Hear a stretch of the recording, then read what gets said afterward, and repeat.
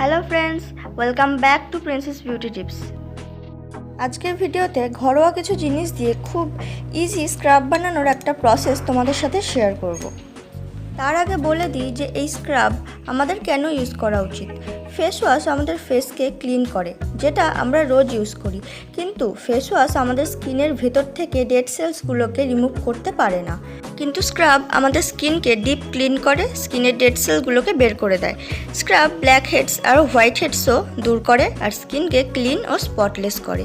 কিন্তু স্ক্রাব একটু হার্শ হয়ে থাকে, যার জন্য স্ক্রাব ফেস ওয়াশের মতো রেগুলার আমরা ইউজ করতে পারি না। স্ক্রাব সপ্তাহে 2 থেকে 3 দিন ইউজ করা উচিত। ঘরোয়া জিনিস দিয়ে কী করে স্ক্রাব তৈরি করবে তার প্রসেস আজকের ভিডিওতে দেখাবো। তো ভিডিওর টাইটেলটা দেখেই তোমরা বুঝে গেছো নিশ্চয়ই এই স্ক্রাবটা বানাতে আমাদের কী কী ইনগ্রেডিয়েন্টস লাগবে। এর জন্য আমরা নিয়েছি 1 চামচ মধু, আর নিয়েছি 1 চামচ চিনি আর 1 টুকরো লেবু। তো এটা কি করব, ফার্স্টে এর মধ্যে কয়েক ফোঁটা লেবুর রস মেশাবো, তারপর চিনিটা আমরা নিয়ে নেব, দিয়ে খুব ভালোভাবে এটাকে মিক্স করে নেব।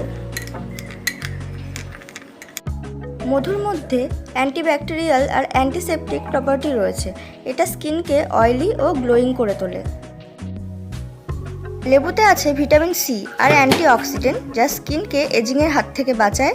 এর ন্যাচারালি ব্লিচিং প্রপার্টি স্কিনকে ডিপ ক্লিন করে ও স্কিনের পিএইচ লেভেলকে ঠিক রাখে, আর স্কিন টোনকে আরও লাইটেন করে তোলে।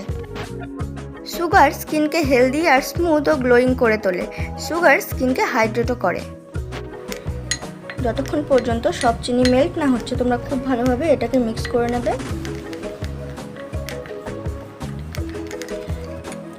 এবং মিক্সিং কমপ্লিট হলে এই স্ক্রাবটা নিজের ফেসে সার্কুলার মোশনে এইভাবে হালকা হালকা করে মাসাজ করবে।